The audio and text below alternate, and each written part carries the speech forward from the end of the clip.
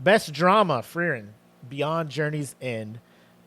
We've had nominees of A Sign of Affection, Dead Demons, Dead Destruction, Oshinoko Season 2, Pluto, and Apothecary Diaries. Anybody upset with Frieren winning Best Drama? Or is it one of those things where you're just like, it's not just a drama? That's my thing. Yep. I don't like that free run one best drama. I don't think it's a drama. I When there's think actual anime out I there think that are dramas. You haven't seen Oshinoko, Nuh-uh. and there's probably a lot of Oshinoko fans out there that are pissed about this because Oshinoko is a way way better drama. Oh. In my opinion, than Frieren. There's not a lot of drama in Frieren. It's just an adventure. It's fantasy. It's a slow burn. It's nice. Like you see how they go through. I don't think Frieren. I don't when I think of Frieren, I don't think of drama. If you had like four different categories to put it in, drama would be or four genres. I think drama would be the fourth one, Mm-hmm. all the way at the end. And then you have like fantasy, adventure, maybe a little bit of comedy if you want to throw that in there, whatever, like slice of life, not slice of life, but Um, I don't consider it a drama. I Yeah. think the subject matter is dramatic, and I think that's why free reign is looked at that way because like it's about relationships. It's about your interactions and the time you spend with people. Time is the key factor in everything about free reign. Time and the lifespan of those that you spend your time with. She's starting to realize that. So that anchors the show and makes it different than just a regular old fantasy show, or fantasy series. Is the fact that they're dealing with her emotions, and as you watch, they start to grow. Like when she finally takes on her friend or her companion when her um, priestly cleric kind of character passes on, she finally gets to start expressing some of the emotion of the lost people. She didn't even realize it. So it is emotionally driven to an extent. So I think that's why they kind of looked at it as like heavy drama as far as character focus and emotions. It is fantasy based, but most fantasies, I mean, they can completely lack any character depth of emotion, except for the goofy crying or something when they're scared or when when it starts to get a little bit of the goofiness or comedy where someone cries or goofs off. Yeah. But the focus and actually like when she starts to realize like how she misses the people she was journeying with and didn't realize that that time was so precious. I think that that's more the focus in Free Rent is all the Yeah. feels. That's why people are like, it's got so much emotionally driven content. Where, um, you know, is it just a drama? I agree with you. For it to be categorized like this only is kind of robbing it of all the other great things about it. But I'm glad they gave it some kind of nod because I feel like all the bases it covers, it was so much more the best anime of the year than Yeah. what we I initially think that's what awarded. makes me mad is it's more of a best anime of the year than it is best drama. I think Oshino I forgot where did I see that about where is it? Oh, Kenpachi. So I know that uh Willie, you said you didn't hear good things about Pluto, but when I was like doing research, Pluto was actually rated really high on the drama Yeah. aspect. A lot of people said the story of that and Oshinoko was like pretty insane for both of those. Apothecary Diaries, I think, is a drama, but I think it's more of a mystery than drama. And this is what I was talking about the genres I was kind of pissed off about Crunchyroll. So they removed fantasy, and I don't know if they ever had a mystery or horror section, They but didn't they have horror; they have removed. thriller, I think. But I don't think they have thriller this year. Oh, they don't. Oh, No. So they removed like a lot of those. So they just have like action, drama, slice of life, and romance. I think hmm. Onisekai. That's it. And that's where I'm like, that's crazy because there's so many other animes out there that are horror, mystery, and like really are like fantasy. Like I think Free Run's a great overall fan. I know you talk about drama and it is about all those character relationships, But but it's if yeah. you ever watch Oshinoko, those character relationships and the things they go through and how dramatic it's like watching a K drama because they're all Okay. pop idols.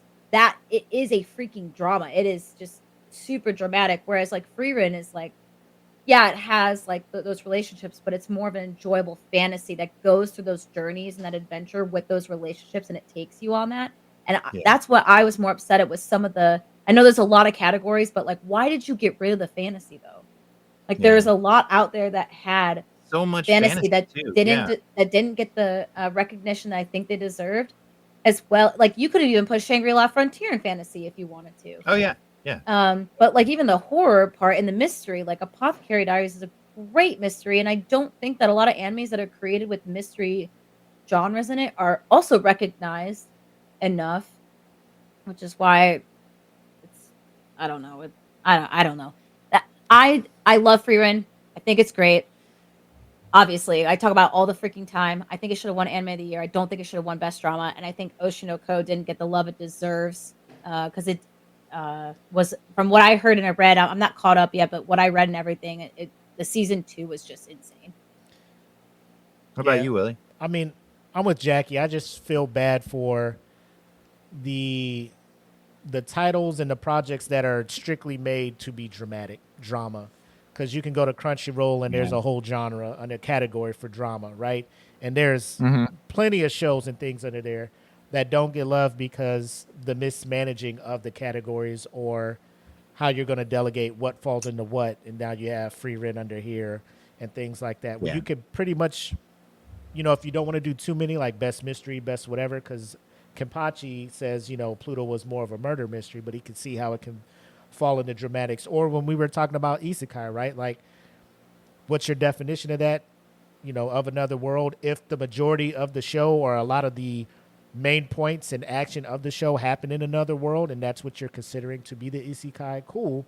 But I feel bad for the things like Jackie was talking about, the Oshinoko season 2. Like, this show is made strictly for that. There's no For drama. fantasy, So yeah. there's no dungeon crawling, there's no sorcery, none of that stuff. It's character So it's driven drama, unfair. Yeah. and it's It's going up unfair that against one of the yeah, most popular anime of the year. It's now in my category. it's gonna blow me It's out going of to the blow water, me out and the that's water. not fair. Yeah. Yeah, because I mean, Freyren's getting pigeonholed into drama because, I mean, you got to think we're looking at fan base voting here. Most of the people who are on Crunchyroll voting, and let's say they all vote for Solo Leveling, if they checked anything out here, they probably only checked out Frieren. Yeah. Maybe Pluto.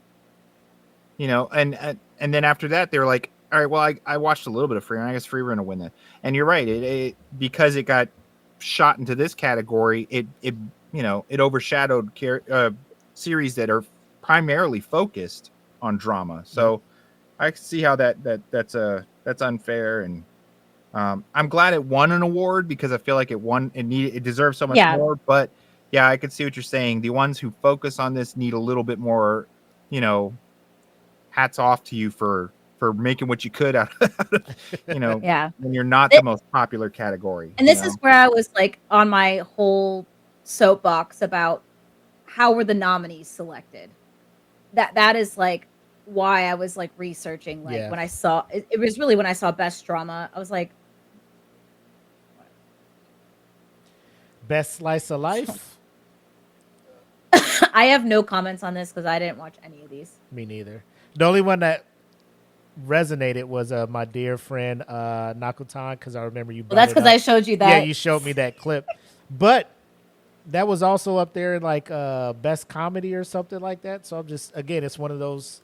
I could see Slice of Life also being comedy if there's some funny moments in it, but you know, like we talked about, Mashal had funny moments. All these other anime had funny moments. Dan to Dan, and they weren't in the category. So no complaints about Slice of Life. Yeah, I did talk to Steven. Like, he saw Laid Back Camp, and Steven, that's the only thing I heard about. He said it's one of the best slice of lives he's ever watched. Oh. Does he watch a lot of them or no? He really he likes slice of life a lot. A question over there. Yeah, from Danny. Asked, about the catalog. Now, you looked into that, Jackie. Is like, how much were they allowed to pick outside of the titles that are thrown up? I mean, were they open to everything under the category of slice of life, or were there for the nominees, like how the nominees were selected? Yeah. Okay. Yeah. So Danny, what I researched and what I read was also, it's not just Crunchyroll wasn't the only app that was involved in this. It was everything, because that's what I also looked up. Was, is it Crunchyroll Anime Awards or is it Anime Awards? And even though it says Crunchyroll, it's all anime, which makes sense when you bring in like things that were talked about in here that weren't on Crunchyroll. But first, the nominees are selected based off of random judges that are decided upon from Crunchyroll, and those people could be diehard fans that they've done research in, that are know stuff about anime, I think, and maybe people that might be directors or expert. I don't. It's like a variety. They just pick random judges, and those people then decide on what their top 5 or 6 or whatever they decide is the number, I guess, in that category, and then they open it up to the public, and then the entire public can vote on their anime once a day until whatever the cutoff date was, which I can't remember it. Yeah. So people can spam as much as they want. That's flawed. Not as much as they want a day, but like I can, if I wanted to, I could vote for solo leveling for every single category if it was a nominee every single day. Yeah, I agree, Jen. It's a lazy way to tally the votes, because I mean you're just stacking. You let it get stacked to whoever's on Crunchyroll the most, and they could be the worst, have the worst taste in the world. Which is why I was saying what I was saying. Whereas the Dangers in My Heart is only on High Dive, but if you look about it and you research about it from everyone that talks about it, it was rated from majority of people. Like when I romance from this year, everyone says Dangers in My Heart. Dangers in My Heart. It was like everything, and I just haven't watched it yet. It's on my list to watch, and I have not. Yeah, and that's the frustrating part, is like when you only have an anime that's on only one type of app that's not that popular, and because that app also only has like a very select few animes, like a lot of people aren't going to watch that unless they also stream it illegally, and so I think that already puts it at a disadvantage. Well, that kind of goes to what Willie was saying earlier too. Is like you're only tossing up every time I open up Crunchyroll, I get the same 10 titles as what everyone's watching now, and you're like, yeah, I know everybody's watching, Dan to Dan. I know everybody's watching, and unfortunately, these other guys get under the radar, or like Kimpachi was saying earlier, is the popularity vote really kills it for some of these other titles, because you could have just people's viewership levels super high, but then the show's like lackluster. Yeah. So. Yep. And the crew over at that time, we started Anime Podcast, says they don't like the fact that you could change your vote multiple times. Like it's one of those, take your time, put some thought into your vote, because like you'll vote one day and then you'll be like, you know what, never mind, I changed my mind. So now you voted for Demon Slayer Monday, you vote for the other one Tuesday. Now they're tied, and it's not like a real, you know what I'm saying? It's a sloppy way to vote, Yeah, good point, Josh. Good point. I mean, it's basically makes the vote less important, because you can just, whenever you whim, the feeling of your like, well, today I really like this today. Boop. Yeah, and then for Danny's point about High Dive too, like High Dive's cheap. It's only I think like $6.99. Yeah, maybe $5.99 a month. I will say that when I did have a subscription with it, I did run into a lot of video issues or errors where it wouldn't play sometimes when I would want to stream it on my TV. Not so much on the computer. So just something to think about. Yeah. And if you get the annual subscription, just make sure you remember when it renews, because it'll just hit you out of nowhere. Because I got it to watch Made in Abyss and then a couple other anime, but then I just stopped. Yeah. And then next thing you know, it's just like, bam, your renew is, I'm like, God damn, it's 65 Yeah, bucks. because originally Oshinoko was only on High Dive, and then they moved Oshinoko to Disney Plus. Yeah. And so, but then I forgot I had High Dive still. And then you but then I re-added it because of Made in Abyss, because I wanted to watch it based off of what Willie was talking about. And I was like, gosh darn it, I can't win with this freaking app because it's random anime. This is what I'm saying. Yeah. Yep. I can't.